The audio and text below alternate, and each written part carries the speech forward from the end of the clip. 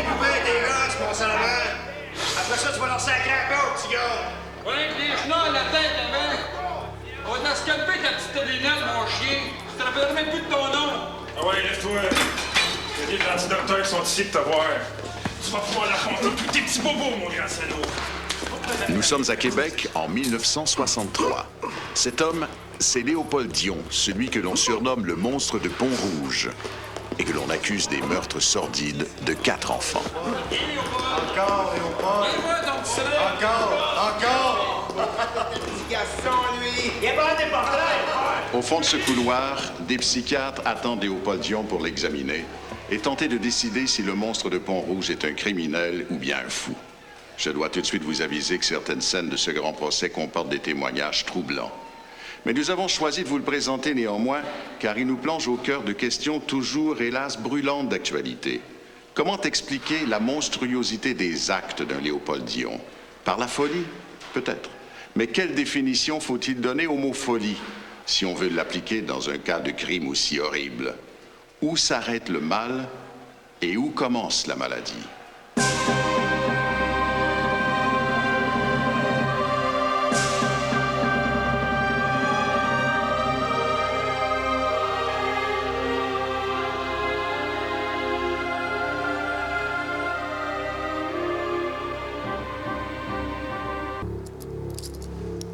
Juillet 1963. Dans les bas-fonds du palais de justice de Québec, presque en cachette, l'enquête du coroner tire à sa fin. Posez votre main droite sur la Bible. Jurez-vous de dire la vérité, toute la vérité, rien que la vérité, dites « je le jure ». Je le jure. Votre nom? Léopold Dion. On n'a pas interdit l'accès, mais c'est tout comme. L'endroit est minuscule, accommodant à peine le coroner, son greffier, les jurés, quelques membres des familles des victimes, quelques journalistes, le détective qui a instruit l'affaire, ainsi que le procureur de la couronne qui mène l'interrogatoire.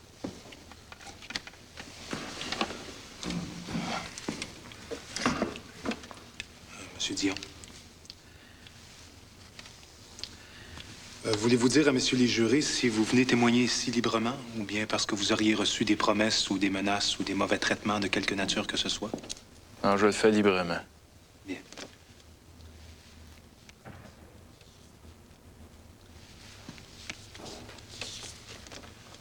Monsieur Dion, voulez-vous nous dire si vous avez eu l'occasion de vous servir de cette voiture-là durant les mois d'avril et mai dernier, et plus particulièrement le samedi 20 avril? Oui, monsieur. Le 20 avril, je me suis rendu jusqu'à la terrasse du frein avec. Proche du château Frontenac, après avoir stationné à côté du monument à Champlain. Sur la terrasse, c'est pour faire quoi? Pour y rencontrer quelqu'un. Lorsque vous dites quelqu'un, était-ce une personne en particulier? La première que je rencontrerais qui pourrait me satisfaire. Aviez-vous un sexe en particulier? C'était un jeune garçon. Et en avez-vous rencontré un? Un jeune garçon? Oui. Quand je l'ai vu, je me suis approché pour y jaser une quinzaine de minutes. Le terrible guet-apens de Dion était toujours le même. Se faire passer pour photographe, promettre de l'argent aux enfants pour poser et les attirer ainsi dans un lieu discret. Arrivé là, j'ai étendu les couvertes par terre parce que le sol il était humide un peu. J'ai fait mettre à genoux pour le poser, toujours en faisant semblant parce que j'avais pas de film dans le Kodak. Et ensuite? J'ai demandé d'enlever son blouson. J'ai fait semblant encore. Il a pas dit un mot. Là, j'ai dit que je voulais... J'ai dit que je voulais prendre des poses nues. Et qu'est-ce qu'il a dit? C'est objecté. C'est objecté. Puis là, c'est là qu'il c'est là qu'il a voulu se sauver. Il a voulu sauver, là? Je l'ai pogné par une jambe. Puis il est tombé à terre. Je le retenais avec mes mains sur sa poitrine. Puis là, quand il a vu que je le retenais, il s'est mis à me menacer avec son poing comme ça, comme s'il voulait me frapper, comme s'il avait pas peur de moi. Là, j'ai pris son petit poing dans ma main comme ça, puis j'ai dit que j'étais plus haut que lui. Puis ça servait à rien. Et ensuite? Ensuite, il s'est mis à crier au secours une couple de fois. Moi, je voulais pas le maltraiter, mais j'ai dit que s'il arrêtait pas de crier, c'est moi qui ferais mal. Que je finirais par faire ce que je voulais de toute façon. Il a arrêté de se débattre. Et après, est-ce qu'il s'est passé certains actes, certaines choses? Je l'ai déshabillé. Vous l'avez déshabillé. Puis là, j'ai voulu faire des actes avec lui. Après m'être déshabillé, moi aussi. Non, je suis pas intéressé à savoir quoi, M. Dion. La personne ici n'est intéressée. Tout ce que je veux savoir, c'est si vous avez réussi à faire ce que vous vouliez faire. Non. Il n'y a eu aucune satisfaction. Et par la suite, n'ayant pas réussi, comme vous dites, voulez-vous nous dire ce que vous avez fait? Et là, je parle pas de choses sexuelles. Je veux juste savoir si vous avez fait autre chose. Ouais, je l'ai couché à plat ventre, à terre, avec les bras croisés, sa poitrine comme ça. Face contre terre, pour pas qu'il crie. Puis moi, je me suis assis sur son dos comme un cheval. Pas qu'il rouille. Il ne pouvait plus bouger. Peut-être qu'il pouvait, mais il n'a pas essayé. Alors, qu'est-ce que vous avez décidé de faire, M. Dion? Mais là, ça m'est venu dans la tête que c'était la seule chose à faire. Je pouvais plus faire autrement. Fallait qu'il meure. Et lui avez-vous dit quelque chose? Il avait deviné, il m'a dit: vous allez me tuer, monsieur? Et moi, j'ai dit que c'était la seule chose à faire, je pouvais pas faire autrement. Il m'a dit de pas le tuer, de le laisser aller, qu'il dirait pas un mot à personne, que j'avais juste à le remettre sur la route, qu'il ferait du pouce pour s'en retourner. Mais vous, est-ce que vous craigniez, vous, quelque chose de sa part s'il retournait vivant? Ben, moi, je savais que s'il arrivait en retard à son rendez-vous de musique, naturellement, il questionnait. C'est ça que j'ai dit, qu'il questionnerait. Puis que comme il était petit, il finirait par parler, même s'il voulait rien dire dans le moment, que d'une manière ou d'une autre, ça finirait par sortir de lui tout seul. Et ce que vous vouliez pas qu'il dise ou qu'il dénonce, c'était quoi?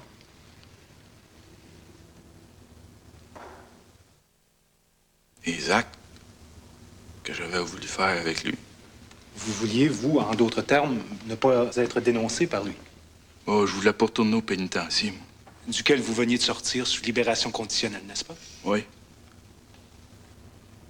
Est-ce que vous lui avez dit ces choses-là? Ben, il voulait pas comprendre. Il s'est mis à argumenter. Il me disait que ses parents seraient inquiets. Puis... Là c'était moi qui faisais comme si je voulais plus comprendre rien de ce qu'il disait. Là, j'ai dit: mon petit, la seule chose que je peux faire, c'est que je peux pas t'empêcher d'aller au ciel. Que si tu veux y aller au ciel, j'ai dit, fais tes dernières prières.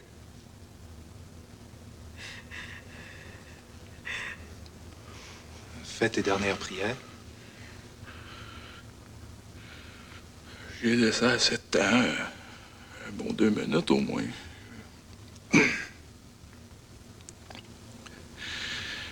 Pour que s'il voulait faire ses prières, qu'il dise. Mais il a pas dit un mot. Pas un... Mais moi, j'avais l'impression qu'il parlait pareil, mais je suis pas trop sûr, mais... Je pense qu'il disait ses prières. Et après les 2 minutes, M. Dion, racontez-moi le plus simplement possible ce que vous avez fait. J'ai mis mes mains autour de son cou. Vos mains? Il y a deux mains comme ça, de même. Comme ça, de même, une à côté de l'autre. J'ai serré plus fort que je pouvais. Je voulais pas que ça prenne de temps, je voulais pas qu'il souffle. Et j'ai attendu, puis... Quand j'ai pensé que c'était fini, j'ai lâché un petit peu. Là, j'ai senti qu'il prenait comme un respect, comme si vous alliez prendre une gorgée d'air, quelque chose comme ça. Là. J'ai essayé encore.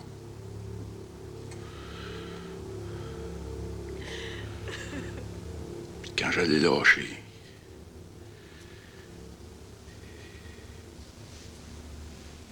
il a pu grouiller.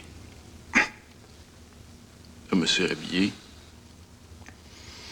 Je retournais à l'automobile parce que je me rappelais que j'avais une pelle que j'avais traînée tout l'hiver dans le coffre. J'ai pris la pelle, je suis retourné au pit de sable, puis là, je me suis mis à creuser un trou assez grand pour le mettre dedans. J'ai creusé, je creusais jusqu'à temps que le gel m'empêche de creuser, puis même dans le gel, je creusais. Je creusais dans le gel, puis jusqu'à temps que ça creuse plus, puis même là, je creusais encore, je sais pas.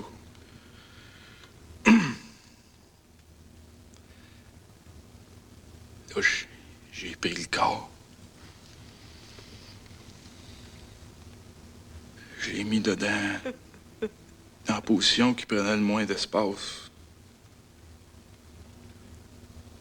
Comme un fœtus dans le sein de sa mère. Avec les jambes pliées. Que j'ai enterré avec le sable. J'ai pilé le sable pour qu'il soit plus dur. J'ai tout égalisé avec mes pieds, avec une branche de sapin. J'ai saupoudré le sable avec de l'eau pour qu'il regarde plus naturel. Et quel était votre but, M. Dion, en prenant toutes ces précautions-là? Que pas personne ne découvre. Jamais. M. Dion, arrêtez-moi si j'ai tort.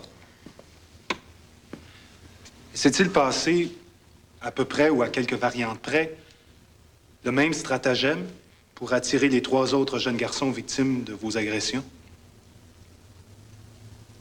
En général, oui. Et dans le cas de ces 3 autres victimes, voulez-vous dire à messieurs les jurés si vous aviez décidé de faire autre chose en plus que le simple fait de les rencontrer? Et là, je ne vous parle pas de choses sexuelles. Je veux juste savoir si vous aviez décidé de faire plus que les choses sexuelles.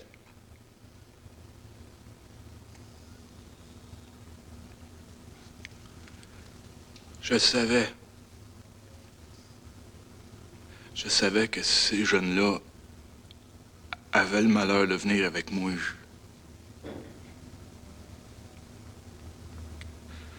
Je le savais que ces jeunes-là mourraient. Et en fait, ces enfants-là, M. Dion, ces enfants-là, qui avaient 15 ans, 12 ans, 10 ans, 8 ans, ces 4 enfants-là, vous les avez tous tués en les étranglant. Avec ces 2 mains-là. Et à chaque fois, après les avoir tués, vous les avez enterrés. N'est-ce pas?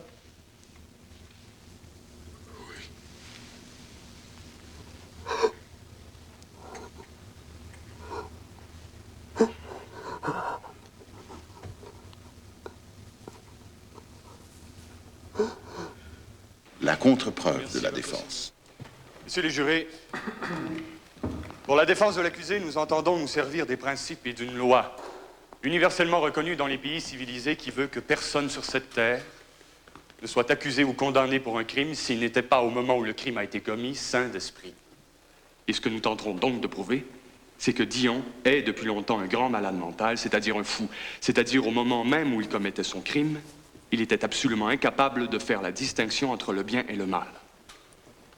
Nous allons, messieurs, aussi faire état de la vie de Dion, à partir de sa plus tendre enfance, pour vous démontrer les circonstances qui ont pu faire de lui non seulement un malade mental, mais un être qui agissait à toute fin pratique comme un animal féroce dont la maladie terrible l'a amené à commettre des monstruosités. Et comme nous n'allons rien vous cacher de l'horreur même de ces monstruosités, et comme à ces monstruosités sont liées des personnes et des institutions dont nous voulons préserver la réputation, nous demandons donc le huis clos. Le huis clos est décrété. Maître Guy Bertrand, le procureur de la Défense, réussit donc à centrer le procès sur une seule question. Cet homme peut-il être tenu responsable de ses actes, oui ou non? Monsieur Dion, vous êtes bien le frère de l'accusé, n'est-ce pas? Oui, monsieur. Vous avez donc habité avec lui depuis sa plus tendre enfance. Le temps qu'on a été à la maison, oui. Et après? Vous avez habité où? Après ça a été l'orphelinat pour Léopold comme pour moi. Mes parents se sont séparés, ma mère est retournée chez sa mère. Mon père a laissé l'armée pour aller vivre à Pont-Rouge, à campagne, où ça coûtait moins cher pour un loyer. Pouvez-vous nous dire quel était le caractère de votre père? C'était pas un doux, hein? Il prenait un coup puis il rentrait à la maison bien chaud plus souvent qu'autrement. Fait qu'il était plutôt du genre violent. J'écoutais moi-même à sa médecine assez souvent pour pouvoir dire que c'était bien facile de partir une chicane avec. Faut dire que ma mère, elle rendait malade pas mal aussi. Comment? Elle était pianiste, ma mère, au théâtre, puis ça y arrivait de rencontrer des hommes, fait que des chicanes de jalousie, là, c'était un peu comme notre pain quotidien. Et vous et votre frère, vous étiez témoins de ces chicanes-là? Ouais. Mais des fois, j'étais tout seul parce que Léopold, il était à l'hôpital, lui. Qu'est-ce qu'il faisait à l'hôpital? Il était là au-dessus d'un an et demi, si c'est pas plus, à cause de la tuberculose, surtout. Ça, c'est sans compter toutes les autres fois. C'est pour ça qu'il n'a pas pu aller à l'école bien longtemps. Et quand votre frère allait à l'école, qui est-ce qui s'occupait de lui le soir? Quand on s'organisait pas soi-même, ce qui arrivait le trois quarts du temps, c'était d'aller chez une vieille madame qui restait en haut de chez nous puis qui nous donnait à manger des fois le midi. Et votre frère vivait à ce rythme-là, lui aussi? Ouais, quand il allait à l'école, oui. Et quel âge avait Léopold à ce moment-là? 10, 11, 12 ans dans ces années-là. Une couple d'années plus tard, quand j'ai fini par accorder mon père et ma mère ensemble, ben là, ça a marché le temps que ça a duré, ben, Léopold, il était plus à la maison, lui. Il avait déjà été condamné pour une première fois. Et vos parents, est-ce qu'ils sont restés longtemps ensemble? Jusqu'à la mort de ma mère en 42 à l'asile. Dans une institution spécialisée? Ouais. Dans une institution pour soigner les maladies mentales. Et vous et votre frère, où étiez-vous lorsque votre mère est morte? On était en prison pour le... C'était la première fois qu'on était condamnés ensemble. Qu'est-ce qui vous avait valu cette peine d'emprisonnement? Ben, j'avais 18 ans, Léopold 19. Il venait juste de sortir parce qu'il avait fait 4 mois pour grossière indécence. Un jour, c'était au printemps, malgré que la chasse n'était pas permise, on est parti avec un fusil pour aller au canard à Rivière-aux-Pommes. On est allé, mais il n'y avait pas de canard, fait qu'on est revenu, puis en revenant, c'est là qu'on a rencontré la demoiselle sur le chemin de fer. Moi, personnellement, je n'étais pas intéressé, je la trouvais trop vieille pour moi. Et lui, il m'a dit, vas-y pas, moi j'y vais. Fait qu'il l'a amené, puis il a commis l'action.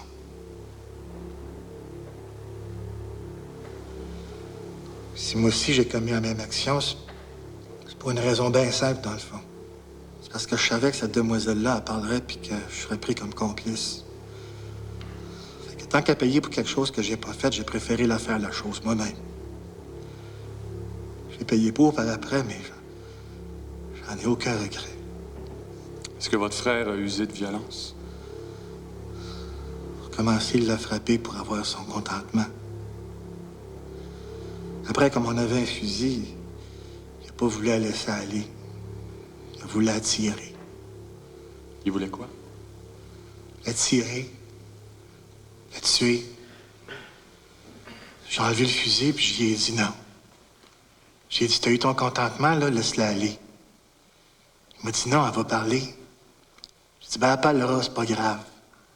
Puis comme de fait, elle a parlé, puis on est allé faire un stage, tous les deux, à Montréal. Il a pogné un 16 ans, moi, 7 ans, 7 mois. En fait, il avait été condamné à vie, mais il a eu un certificat, puis il est sorti après 16 ans. Après ça, on s'est revus, mais une couple de mois plus tard, il a été recondamné. Ça fait que là, depuis une couple de mois, on s'est retrouvés, puis je fais des démarches pour sa deuxième libération. Ouais.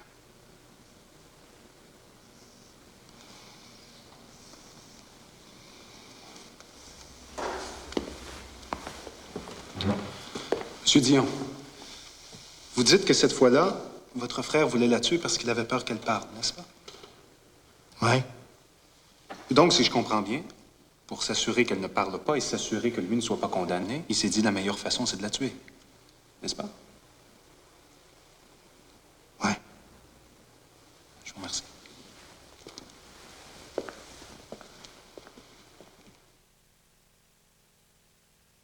Camille Lorrain, comme vous avez été appelé à examiner M. Dion, pouvez-vous nous dire quelles sont vos conclusions? Eh bien, après avoir examiné M. Dion durant plusieurs heures et à plusieurs reprises, j'en suis arrivé à la conclusion que cet homme souffre depuis plusieurs années d'une maladie mentale grave, profonde, qui fait de lui un monstre sexuel, c'est-à-dire une sorte d'animal à figure humaine qui, pour atteindre la jouissance sexuelle, a besoin de torturer et de tuer. Et pour cette raison, je crois qu'il doit être interné, comme il aurait dû l'être depuis longtemps, car il représente un danger pour la société. Sur quoi vous basez-vous pour arriver à votre opinion que c'est un malade mental? Tout simplement sur l'examen clinique de sa vie antérieure. Et là, c'est une longue histoire, extrêmement troublante. Est-ce que c'est possible de remonter aux origines de la maladie? Eh bien, les parents de M. Dion appartenaient à un type de personne qui était nocif pour l'enfant. Une mère qui avait une faiblesse congénitale sur le plan de l'équilibre psychologique et qui d'ailleurs est morte dans un hôpital pour maladie mentale. Un père alcoolique invétéré, au tempérament violent. Si vous le permettez, votre seigneurie, j'aimerais qu'à partir de maintenant, certaines réserves soient faites au juré. Il n'y a rien dans la preuve, absolument rien, qui indique que le père soit alcoolique, ni que la mère soit morte de maladie mentale. Votre Seigneurie, j'ai pris la peine de demander au docteur d'expliquer le processus normal auquel il doit procéder pour arriver à une telle et telle conclusion. La règle qui existe devant le tribunal, c'est que l'expert doit donner son opinion sur des faits qui se vérifient. Mais quand vous parlez, docteur, du type nocif de parents ou de la maladie mentale congénitale, vous avez justement là des faits que vous avez pu entendre de la bouche de l'accusé lui-même, mais que vous n'avez pu vérifier vous-même. Et c'est important que les membres du jury soient avisés de cela. Poursuivez, maître. Merci, votre Seigneurie. Revenons maintenant à l'enfance de Dion et ses relations avec sa mère. Eh bien, ce qui m'a le plus frappé, c'est que sa mère, alors qu'il n'avait que 2 ou 3 ans, l'habillait comme une fille et elle lui avait même donné un nom de fille, c'est-à-dire qu'au lieu de l'appeler Léopold, elle l'appelait Pauline. Pauline. Oui. Comme si, en somme, sa mère avait préféré avoir une fille plutôt qu'un petit garçon. Le patient se souvient lui-même de ces séances où sa mère l'habillait comme une fille et où elle le photographiait. Tout au long de son enfance, jusqu'à ce qu'il soit placé dans un orphelinat, il était négligé, aussi bien par son père que par sa mère. Il n'a jamais pu compter sur les gens qu'il aimait le plus, à tous les stades de sa vie, que ce soit sur le plan affectif, alimentaire, scolaire ou autre. Il ne mangeait jamais chaud, il était très souvent malade.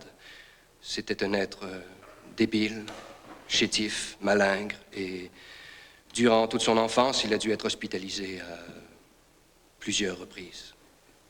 Durant ses premières années de sa vie, il a vu son père battre sa mère, il a vu son père le réveiller en pleine nuit alors qu'il arrivait accompagné d'ivrognes de ses amis. Puis il tombe malade, tuberculose.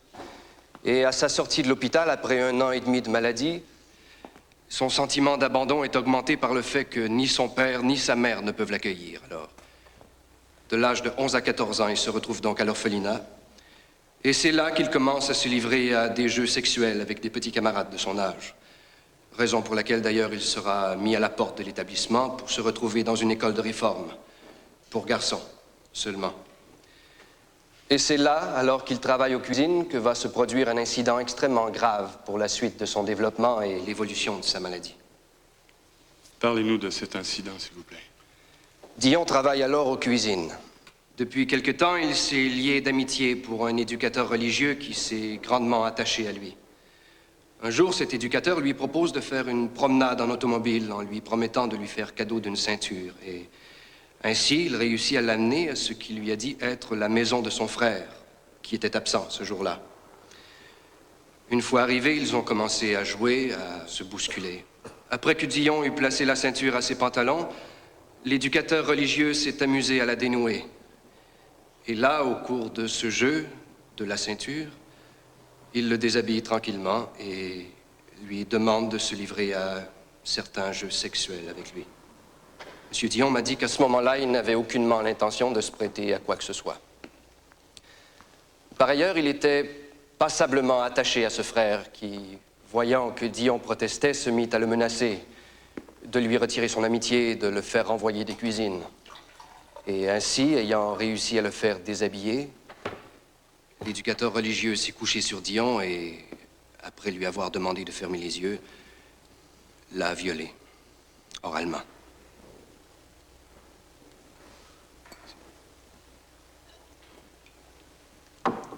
Suivez, s'il vous plaît. Après cet incident, l'éducateur religieux est revenu vers Dion à plusieurs reprises dans la cuisine pour l'emmener dans la cave où il lui demandait d'exécuter les mêmes gestes. Jusqu'au jour où le directeur de l'établissement les surprenne en flagrant délit et renvoie Dion. Il aboutit éventuellement à la prison de Québec. Et c'est à ce moment-là que va se produire une grande catastrophe dans la vie de Dion. Oui, exactement. En arrivant à la prison le premier jour, Dion dit avoir assisté au spectacle d'un détenu, sauvagement battu par quelques autres avec coups de pied dans les reins et les organes génitaux. Puis, on avise Dion que si cet homme a été battu, c'est parce qu'il avait rompu la loi du silence. On lui confie que lorsqu'un jeune homme comme lui arrive en prison, il a besoin d'être protégé contre les autres, qu'il lui faut des papas pour assurer sa sécurité. Et en échange de la protection accordée, les papas ont le droit d'exiger tout de lui. Dion doit donc devenir leur esclave. Et le soir, dans sa cellule, une fois les dernières rondes passées, un détenu oblige Dion à se coucher sur un tas d'oreillers. Et pendant qu'un détenu fait le guet, l'autre le sodomise. Dion m'a dit que ça a été une douleur tellement épouvantable qu'il en râlait. Par la suite, durant les 4 mois qui ont suivi, ces scènes se sont répétées à tous les jours, avec bon nombre des 45 détenus de son aile à qui ses papas le louaient ou le prêtaient. Un jour, il décide d'aller se plaindre à un gardien de la prison. Et celui-ci, ayant rappelé à Dion les risques qu'un détenu court en venant se plaindre ainsi, lui ordonne de se déshabiller pour le violer à son tour. Et quel âge a Léopold Dion à ce moment-là? 17 ans. C'est à ce moment-là, précisément, qu'il commencera à se faire toutes sortes de fantasmes où il tuait des enfants, où il tuait tout ce qu'il touchait. Docteur, est-ce qu'il serait exact de dire que le patient que vous avez examiné vit dans un monde différent du monde normal? Il vit sûrement dans un monde différent du nôtre. Il ne pense pas, il ne raisonne pas comme nous. Est-ce qu'il peut, comme un homme normal, juger la nature et la qualité de ses actes? Par exemple, si à un moment donné, il fait un geste comme celui d'étouffer un jeune enfant, il sait que c'est un geste pour faire mal, non? À ce moment-là, il se passe à peu près la même chose que lorsqu'on assiste à un combat de taureaux.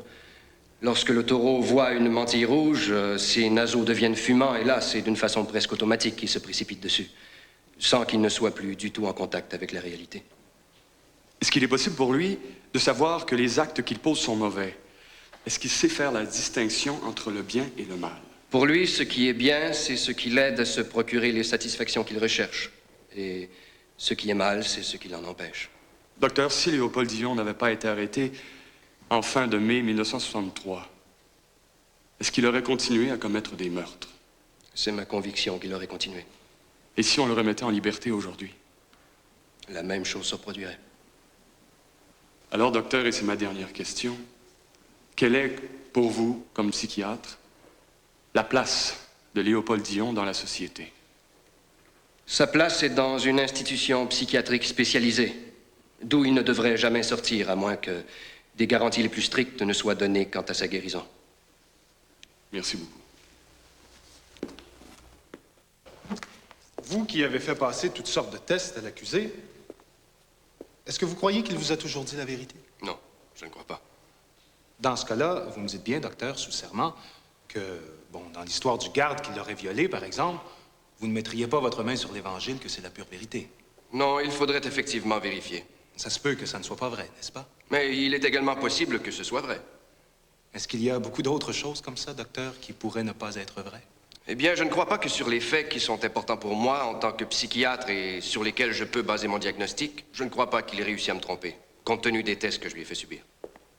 Ai-je raison de comprendre, docteur, que vous êtes le premier, à votre connaissance personnelle, à déceler cette maladie mentale très grave là, qui ferait de lui un monstre, un tigre, un lion? Il faudrait pour cela que je voie les rapports des autres médecins pour pouvoir en juger. Pouvez-vous nous dire le nom de cette fameuse maladie mentale très grave?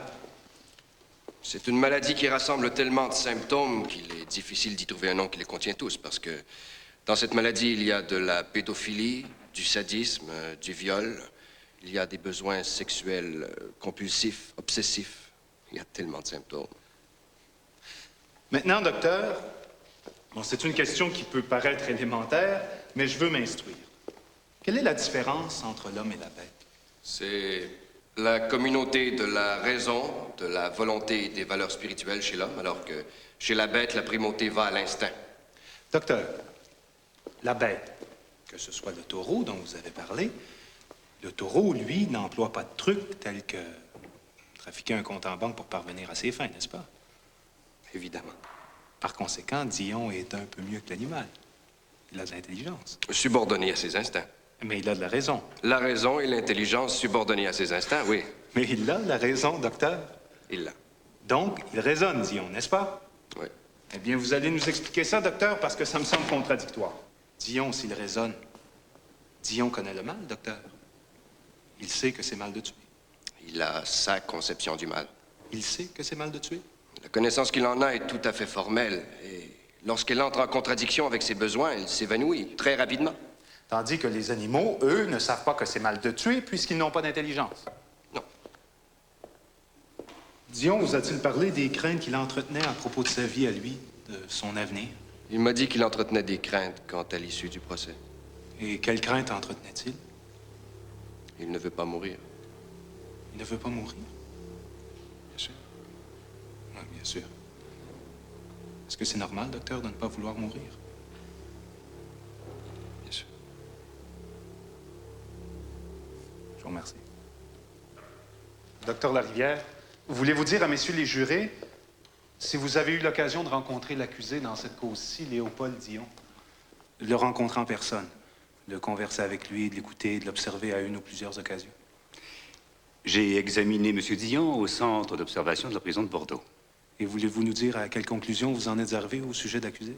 D'abord, tous les examens psychologiques et tous les examens physiques étaient ce que l'on appelle normaux. Et on peut dire tout de suite que Dion pouvait subir son procès. J'admets avec mon collègue, le docteur Camille Lorrain, que l'accusé a des troubles de caractère et de personnalité qui l'ont amené à des actes de violence. Mais ce que je sais, et je me suis attardé longuement avec lui sur ce point, c'est qu'il préméditait ce qu'il faisait. Tous les actes que Dion a commis sont des actes où il est responsable. Et il savait très bien que tuer était illégal. Donc, au sujet d'un diagnostic qui serait à peu près le suivant sur Dion, qu'il serait une espèce d'animal à visage humain, une sorte de monstre, quelle serait votre opinion, docteur, sur un tel diagnostic?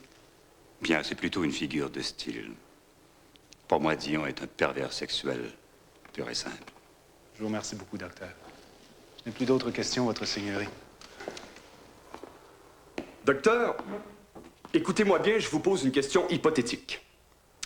Oublions pour un instant que tout le monde est ici et imaginons que Dion va dans votre bureau et vous raconte dans les moindres détails la vie qu'il a vécue et que vers l'âge de 43 ans, il commet le meurtre de 3 ou 4 petits-enfants. Alors là, vous, comme psychiatre, je vous demande, est-ce que vous laissez cet homme en liberté? J'ai pas à m'occuper qu'il soit en liberté ou non. Ce n'est pas un cas psychiatrique. C'est un cas légal. Vous laissez faire la justice comme psychiatre? Je n'ai pas de rôle à jouer là-dedans. Voilà ce que je répète. Une fois les témoignages terminés, le huis clos est levé pour les plaidoiries. Et c'est donc devant le public, et surtout devant les familles des victimes, que va se jouer le sort de Léopold Dion. Messieurs les jurés, n'allez surtout pas croire que mon rôle n'est pas difficile. Parce que moi aussi, j'ai entendu la preuve de la couronne. Parce que moi aussi, j'ai vu des photographies nous montrant des petits-enfants sortant de terre. Nous montrant des petits cadavres à moitié décomposés. nous montrant des enfants avec les yeux remplis d'horreur, la bouche encore ouverte, comme s'ils criaient encore à celui qui était en train de les assassiner de leur épargner la vie. Moi aussi, j'ai tremblé devant la monstruosité de ces crimes. Et j'ai tremblé aussi quand j'ai accepté la défense de Léopold Dion, devant l'horreur de ces crimes. Moi aussi, j'ai eu envie de pleurer. Et j'ai encore envie de pleurer aujourd'hui quand je pense aux parents des malheureuses victimes. Mais à partir de maintenant, je dois faire le grand saut. Pour oublier les enfants et penser à celui qui est responsable de ces crimes. Messieurs, je pense qu'il n'y a pas un être humain sur la Terre qui tuerait 4 petits-enfants juste pour le plaisir de les tuer sans raison. Et pourtant, il y a un être humain sur cette Terre qui l'a fait, et c'est Dion. Dion l'a fait. Mais Dion l'a fait parce qu'il n'a jamais connu de passé heureux. Il a passé sa vie dans les pénitenciers. Il n'a jamais été traité pour sa maladie. On ne s'est jamais occupé de lui. On ne l'a jamais regardé comme un malade mental. Et messieurs, c'est là votre problème. Votre responsabilité est lourde. Nous pleurons tous aujourd'hui de ce qui a pu arriver aux parents de ces victimes. Mais vous devez, comme je dois et comme je l'ai fait tout le long du procès, vous devez oublier les sentiments de haine et de vengeance qui ont pu animer votre cerveau, comme ils ont animé le mien aussi. Et quel que soit votre verdict, Dion ne retrouvera plus jamais sa liberté. Il a perdu pour toujours, à tout jamais. Et s'il est trouvé non coupable, il va passer le reste de ses jours dans une institution psychiatrique, dans un asile pour les fous, où il pourra être traité enfin pour la première fois de sa vie. Ainsi le veut notre justice. Merci beaucoup.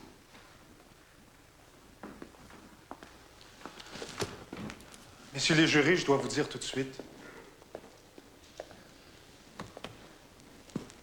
que si vous croyez que le docteur Lorrain a raison, que Dion est un monstre à visage humain, qu'il en aurait tué d'autres s'il n'avait pas été arrêté le 27 mai dernier, si vous croyez que cet homme-là devrait être interné dans une institution à sécurité maximum, conscient de mes responsabilités, je vous demande, moi, je ne suis pas l'avocat de la défense, mais je vous demande d'acquitter l'accusé. De l'acquitter. De l'acquitter pour démence, de l'acquitter pour des raisons d'aliénation mentale. En espérant cependant, peut-être comme vous, que toutes les précautions seront prises et seront d'une extrême sévérité. Mais d'un autre côté, le docteur Larivière nous dit qu'il n'était pas fou, que Dion réalisait la nature de ses actes, qu'il distinguait le bien du mal tant moral que légal, qu'il était sain d'esprit et qu'il tuait simplement pour rester en liberté. Ce n'était pas un tigre, ce n'était pas un taureau, ce n'était pas un loup ou une araignée. C'était, et ça a toujours été, un vicieux, un perverti sexuel. Cette constatation nous ramène inévitablement à ses victimes, aux enfants, à nos enfants. Il y en aura toujours des enfants sur nos plages. Il y en aura toujours des enfants sur les plaines d'Abraham et ailleurs. Vous avez la responsabilité, comme juré, de penser à ce que la preuve a révélé. Et vous avez le droit de tenir compte des situations futures dont vous ont parlé les psychiatres. Je vous demande, messieurs, de juger sans faiblesse et sans pitié. Et aussi de juger, par contre, sans vengeance et sans colère. Si la Providence vous inspirait afin que vous rendiez un verdict basé sur la preuve, selon votre conscience et selon le serment que vous avez prêté. Je vous remercie. Accusé, levez-vous. Messieurs du jury, trouvez-vous l'accusé coupable ou non coupable?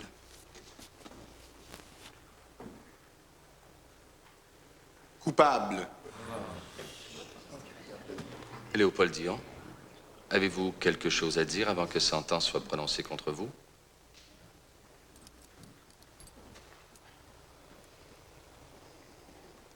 Avec ces 2 maudites mains, j'ai fait 4 petits seins.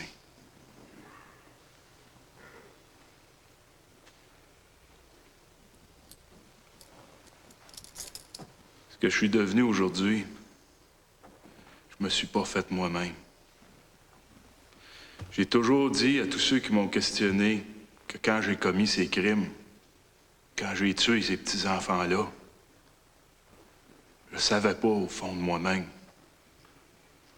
Je les ai tués, c'est ce que j'ai toujours dit à tous ceux qui m'ont questionné. Peut-être que la société sera satisfaite de ce qu'elle a fait, de ce qu'elle va faire de moi.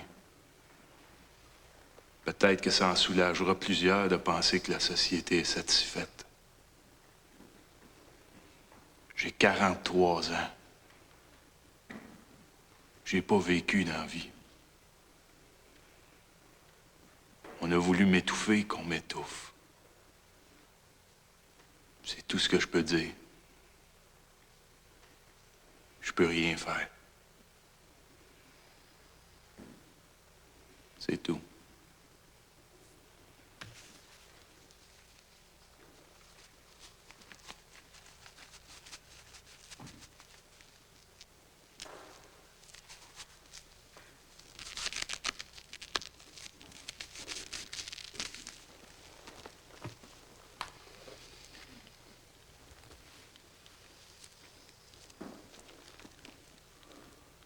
Monsieur Dion, 4 enfants sont morts.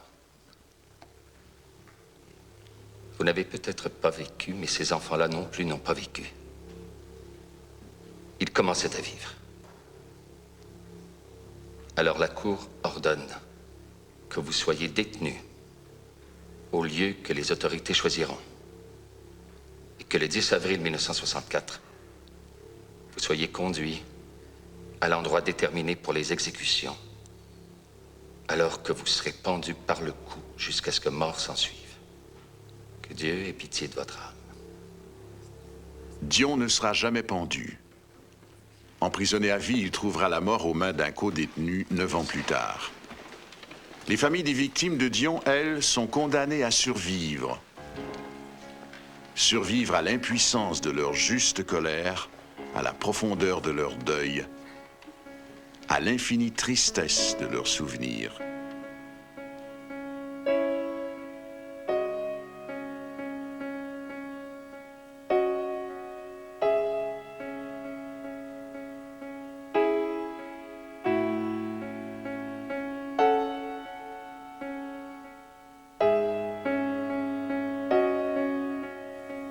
Mardi prochain, à la même heure, vous pourrez suivre le procès de Tuxedo Kid. Après la pause, le match de la vie.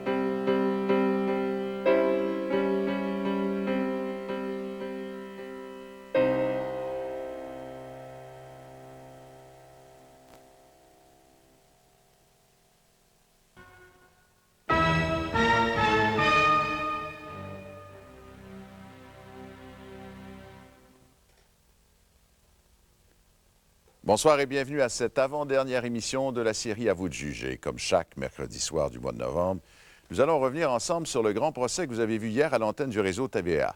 Il s'agissait cette fois du procès de Léopold Dion, celui qu'on a surnommé le monstre de Pont-Rouge, après son arrestation pour le meurtre de 4 jeunes garçons dans la région de Québec en 1963. Comme chaque semaine, nous entendrons les commentaires des 2 animateurs de CKAC, Jean Cournoyer et Jean Lapierre. Ils sont accompagnés de Gildor Roy, qui jouait le rôle de Léopold Dion hier. Nous aurons également un témoignage de Maître Guy Bertrand, qui était l'avocat de Léopold Dion lors de son procès. Et puis, comme chaque semaine aussi, nous entendrons 2 étudiants en droit s'affronter dans un concours de plaidoirie. Puis finalement, nous aurons votre verdict sur le procès Dion. Je vous rappelle d'ailleurs la question que nous vous avons posée depuis hier. Léopold Dion était-il responsable ou non de ses actes? Nous aurons votre verdict en fin d'émission. Je vous reviens tout de suite après la pause. Des actes, mais il y aurait eu besoin de traitement. C'est pas coupable, mais par contre, vu qu'il est arriéré mental, donc ils peuvent pas le trouver coupable à ce moment-là. D'après moi, oui. Parce que tout semblait toujours prémédité. Je veux dire, il attendait les petits garçons. C'était pas quelque chose d'impulsif. C'était vraiment... d'après moi, c'est planifié, donc il était responsable. Oui, je pensais. Oui. Vous me dites pourquoi? Bien, parce qu'on sait, en quelque part, je pense, qu'est-ce qu'on a droit puis qu'est-ce qu'on n'a pas droit. Puis je pense qu'il savait qu'est-ce qu'il avait droit de faire. Pour nous rafraîchir la mémoire, voici maintenant un court extrait du procès de Léopold Dion, le monstre de Pont-Rouge, comme on l'a baptisé à l'époque. Il n'a jamais cherché à nier ses crimes et tout son procès a tourné autour de cette question que nous vous avons d'ailleurs posée. Léopold Dion était-il coupable, responsable plutôt de ses actes? Ce que je suis devenu aujourd'hui, je me suis pas fait moi-même. J'ai toujours dit à tous ceux qui m'ont questionné que quand j'ai commis ces crimes, quand j'ai tué ces petits-enfants-là, je ne savais pas au fond de moi-même. Je les ai tués, c'est ce que j'ai toujours dit à tous ceux qui m'ont questionné. Peut-être que la société sera satisfaite de ce qu'elle a fait, de ce qu'elle va faire de moi. Peut-être que ça en soulagera plusieurs de penser que la société est satisfaite. J'ai 43 ans. J'ai pas vécu dans la vie. On a voulu m'étouffer qu'on m'étouffe. C'est tout ce que je peux dire. Je peux rien faire.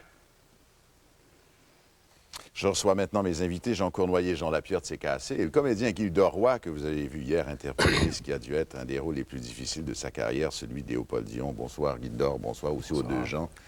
Comment on attaque un rôle comme celui-là? Et en passant, je dois dire, vous avez dû, enfin, à la radio aujourd'hui, c'est extraordinaire, tous les témoignages d'estime qui vont à Guy Doroy, le comédien, pour ça. Le Québec qui a vu ce procès-là, il est à genoux devant cette interprétation-là, franchement. Mon Dieu, levez-vous, premièrement. Mais comment on attaque ça, un rôle comme ça? C'est étrange à dire et souvent bien décevant pour les gens d'entendre des choses comme... C'est pas plus difficile jouer un rôle comme Léopold Dion que de jouer un rôle compliqué dans une bonne comédie. C'est ce que ça charrie, c'est quand on le regarde après, c'est bon, les interrogations que provoque l'émission des grands procès. Ça, c'est difficile à vivre. Mais de jouer ça, parce que quand on joue un personnage, moi, je le jugeais pas, Léopold Dion, en le jouant. Je pouvais pas le jouer comme quelqu'un de coupable ou le jouer comme quelqu'un de fou. Lui, il a une réalité, voit la vie d'une certaine façon, et c'est aux autres personnes de décider de son sort. Mais il reste que j'ai joué ça comme je joue tous les rôles le mieux possible, que ça ait l'air vrai. C'était un peu... c'est décevant comme explication. Non, mais pendant le tournage, ça devait être... C'était pas terrible que de vivre avec ce personnage-là, comme tu as dû vivre avec, en fait. Oui, mais j'ai développé une faculté, ça fait longtemps quand même que je joue, c'est que moi, quand la journée est finie, quand j'embarque dans mon automobile, c'est fini. Je suis capable de laisser les choses en arrière. Ce n'est que quelques semaines plus tard que je me suis mis à réfléchir à la portée de ça. Et puis, j'attendais la diffusion de ça avec appréhension. Parce que, bon, je vous disais un peu avant l'émission, je pense que le public fait la différence maintenant entre ce qu'il voit, les téléromans ou les images dramatiques. Non, c'est pas vraiment pour ça. C'est parce que j'avais pas besoin de faire de TV pendant 2 semaines, puis j'aime ça me laisser pousser à la barbe. Mais les gens font la différence maintenant. J'aurais pas voulu jouer ce rôle-là. Même il y a 10 ans, je pense que les gens avaient de la difficulté, des fois, à départager. Si vous voulez, maintenant, on va regarder celui qui a été un des 2 procureurs dans l'affaire Dion. Il s'agit de Maître Guy Bertrand, qui est à Québec, et qui nous dit un peu comment il revoit ce procès après toutes ces années. J'étais fraîchement sorti de l'université, et puis j'étais plein d'idéal, je voulais surtout modifier beaucoup de choses dans le domaine du droit, dans la façon de plaider. Et je me rappelle à l'époque, ce procès m'avait presque été imposé. Il y avait ce qu'on appelle là, des procès in forma pauperis. Et j'ai pu réussir à aller jusqu'au bout grâce à Maître Lawrence Corriveau, alors que j'étais dans son bureau, qui m'avait dit, si tu acceptes cette cause, il faudra aller jusqu'au bout et te battre jusqu'au bout.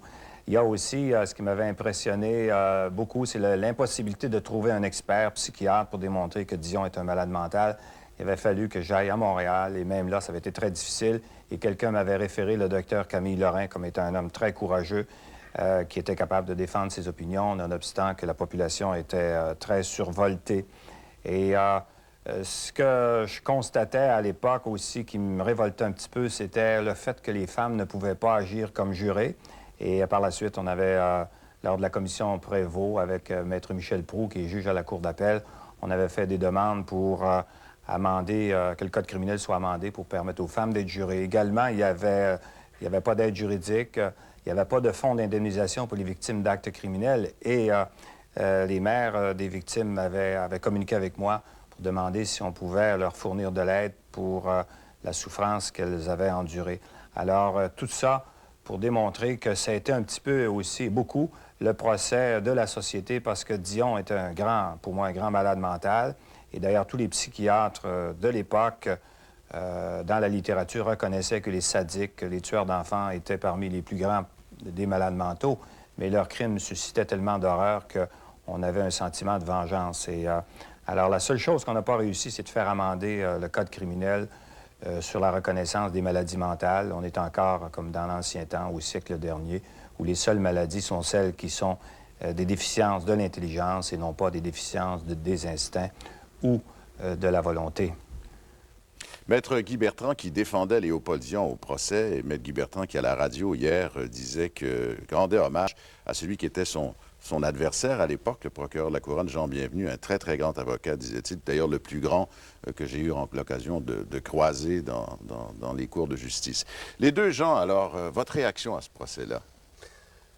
Ma première réaction, c'est un peu comme Bertrand vient de dire, c'est une sorte de procès de société. Je me suis posé la question, comment un être comme celui-là peut être sorti de prison et se retrouver dans le décor avec des conséquences que maintenant on le sait, moi je ne savais pas à l'époque. La deuxième, c'est encore l'éternel débat des psychiatres lorsqu'il s'agit de déterminer la capacité mentale de quelqu'un. On en a des exemples encore aujourd'hui. Je lisais le journal de Montréal ce matin, il y avait un procès qui se déroule, deux psychiatres qui viennent, qui sont l'un contre l'autre, dans un procès qui ressemble à ça à bien des égards, qu'un jeune homme tue ses parents et son frère.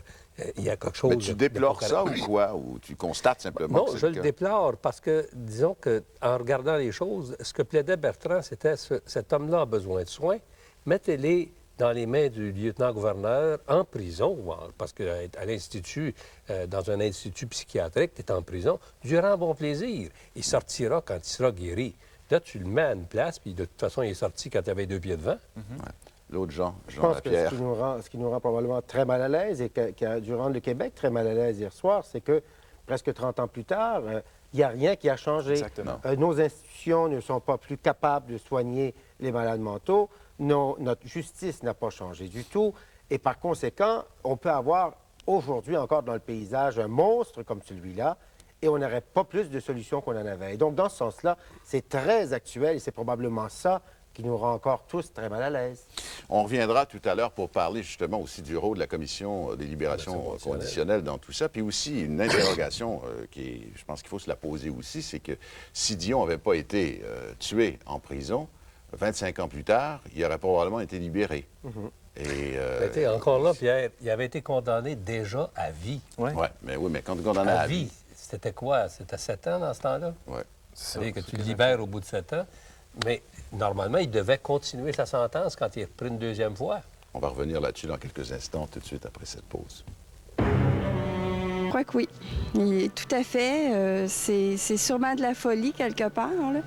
C'est pas évident, mais peu importe la folie qu'on vit, je pense que de tuer à ce niveau-là, il y a une part de responsabilité épouvantable là-dedans. Oui, moi je le crois. Fortement. Pourquoi? Parce que c'est trop facile d'alléguer l'aliénation mentale, je trouve, pour disculper n'importe quoi.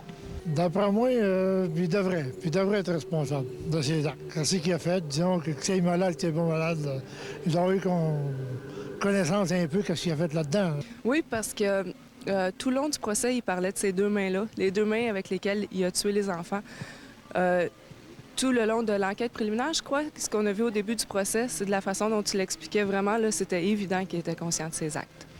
Nous passons maintenant à notre concours de plaidoirie. Comme chaque semaine, vous allez voir s'affronter deux étudiants présentant chacun une faculté de droit. Ces deux étudiants vont reprendre l'affrontement du procès de Léopold Dion. L'un va jouer le rôle du procureur de la Couronne, l'autre de l'avocat de la défense. Je rappelle que les candidats ont été choisis par la faculté de droit qu'ils représentent. Lors de la dernière émission de la série À vous de juger, les gagnants de ce concours de plaidoirie se verront attribuer des prix en argent offerts par notre commanditaire. Alors, je vais maintenant vous présenter nos deux candidats de ce soir. Il s'agit de Martin Ovington de l'Université de Montréal, qui sera procureur de la Couronne, et l'avocat de la défense, Alexandre Cousineau de l'Université de Sherbrooke. Je rappelle à chacun que sa plaidoirie ne doit pas dépasser 2 minutes. Martin Ovington, vous avez la parole. Mesdames et messieurs les jurés, c'est une bien triste histoire que celle de Léopold Dion, je l'admets. Il a vécu une enfance extrêmement difficile et les événements qui l'ont bouleversé expliquent en partie les actes qu'il a posés. Mais au-delà de ça, est-ce que cette vie malheureuse a conduit Léopold Dion à devenir un être incapable de raisonner, une espèce d'animal à visage humain qui tuait par simple plaisir et sans raison? Le docteur Lorrain est venu vous dire que Dion souffre d'une maladie mentale. Le Code criminel ne prévoit pas d'acquittement pour maladie mentale, mais bien pour cause d'aliénation mentale, ce qui signifie qu'un individu est incapable de distinguer le bien du mal. Or, le docteur Lorrain lui-même admet que Dion a une conception du mal et qu'il entretenait des craintes face à l'issue du procès. Le docteur Larivière, quant à lui, nous dit que Dion n'est pas fou, qu'il sait que c'est mal de tuer. Il sait aussi que c'est mal d'abuser sexuellement de jeunes enfants. Mais étant incapable de s'empêcher de poser de tels actes sexuels, il tue, par peur de se faire prendre, par peur de mourir lui-même. Dion distingue donc le bien du mal. Mesdames et messieurs les jurés, votre tâche n'est pas simple. D'une part, vous avez un individu que la vie a maltraité. Et d'autre part, 4 jeunes enfants. Certains de nos enfants qui n'ont pas vécu et dont la mort pèsera jamais sur la vie de leur famille. Mais votre tâche se résume à une chose: rendre un verdict sur la preuve, selon votre conscience et selon le serment que vous avez prêté. Merci. Merci, Martin. Je cède maintenant la parole à Alexandre Cousineau de l'Université de Sherbrooke. Bonsoir. Mesdames, Messieurs, membres du jury, est-ce qu'une personne saine d'esprit aurait pu commettre des crimes si atroces, si abominables? Voilà la seule et unique question à laquelle vous devez répondre. Nous ne le croyons pas. Déjà vers l'âge de 4 ans, la mère du jeune Dion l'habille en fille et lui fait subir des séances de photographie. Elle lui donne également un nom de fille, Pauline. Ne seriez-vous pas, vous aussi, troublé après avoir vécu cette expérience seulement âgé de 4 ans? Déjà perturbé par une enfance anormale, Dion se retrouve à l'école de réforme où il se lie d'amitié avec un éducateur religieux. Pour la première fois, il a la chance de s'en sortir. Pour la première fois, il fait confiance et considère cet éducateur religieux comme un modèle à suivre. Cet éducateur religieux le viole, et ce, à plusieurs reprises sous la menace. Seriez-vous encore capable, vous, membres du jury, de distinguer le bien du mal quand ceux qui sont chargés vous l'enseigner vous violent? À l'âge de 17 ans, Dion se retrouve au pénitencier où il se fait violer, sodomiser par son codétenu et par plusieurs autres prisonniers. Il se retourne alors vers un gardien de la prison, un symbole de bien, un symbole de paix. Ce gardien le viole à son tour. Ne seriez-vous pas, vous aussi, devenu complètement fou après avoir vécu toutes ces horribles expériences? Dion ne distingue pas le bien du mal. Tel un animal, il ne fait qu'associer des conséquences aux actes qu'il pose. Prenez par exemple, lorsque vous rentrez à la maison après une journée de travail et que votre chien a endommagé le fauteuil du salon. Est-ce que le chien distingue le bien du mal? Évidemment non, il ne possède pas la raison. Et pourtant, à votre arrivée, il se cache, les oreilles basses, dans la peur d'une éventuelle punition. Tout comme Dion, qui couvre ses crimes, Non pas parce qu'il distingue le bien du mal, mais parce qu'il a peur de retourner en prison.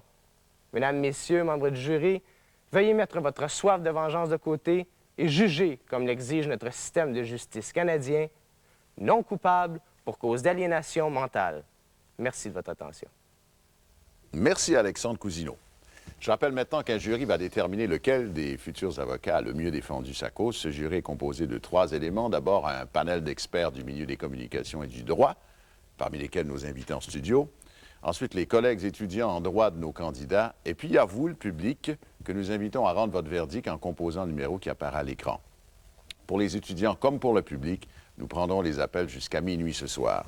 La semaine prochaine, nous révélerons le nom des candidats ayant obtenu les meilleures notes et pour lesquels il y aura des prix. Alors, je me tourne maintenant vers mes invités, Jean Cournoyer, Jean Lapierre et Guy Dorroy. Puis je vais leur demander, en fait, si, d'après eux, Dion était responsable de ces actes. Paul Hildor, qu'est-ce que t'en penses, toi? Moi, je pense que Dion voyait venir ces moments-là comme des crises. C'est comme le syndrome du loup-garou. C'est-à-dire que c'était un besoin qui était tellement fort qu'il perdait le contrôle.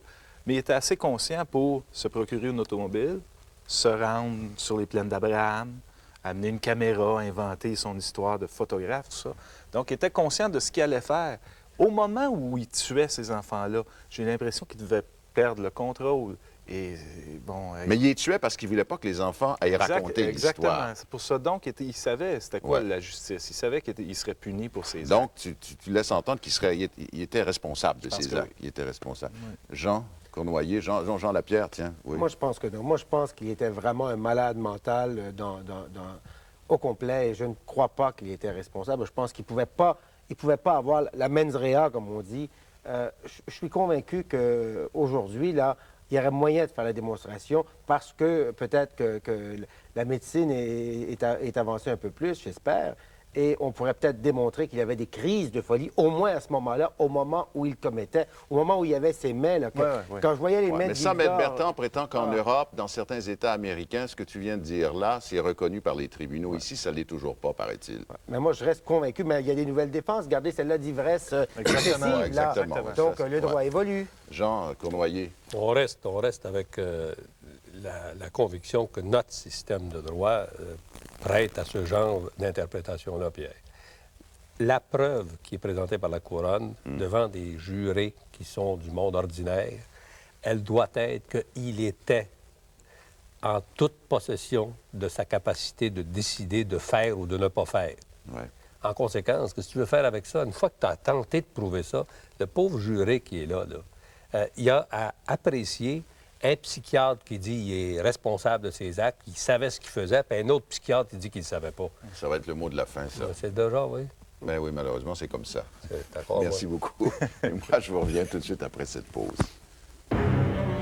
Que vous avez rendu à propos du procès d'hier, à la question Léopold Dion était-il responsable ou non responsable, vous avez répondu responsable dans une proportion de 58 % et non responsable dans une proportion de 42 %. La semaine prochaine, dernier grand procès, celui de Réal Léo Bertrand, alias Tuxedo Kid. Bertrand fut successivement accusé du meurtre des 2 femmes qu'il avait épousées en 1937 et puis en 1951. Son surnom de Tuxedo Kid lui vient du fait que lors de son 2e procès, il était habillé comme pour aller au bal. Voici un extrait de son premier procès, celui dont il sera question la semaine prochaine. Le juge, il croit pas que je suis innocent. Il croit pas. C'est le jury qui décide du verdict. Découragez-vous pas, M. Bertrand. On est au premier round. Rien qu'au premier round. Je l'aimais, moi, ma femme. Pourquoi je l'aurais tuée? On venait juste de se marier. Ma Rosanna, c'était une bonne personne. C'était ma femme.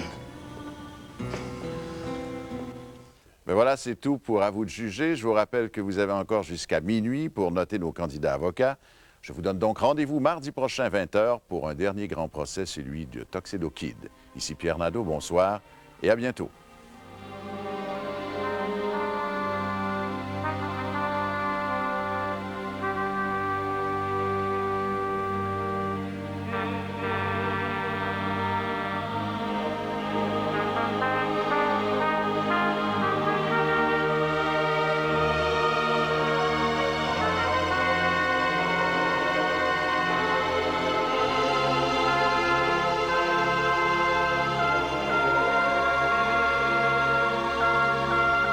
Ce soir, rencontrez Angèle Dubois et France D'Amour. Faut voir Adlib à 22 h.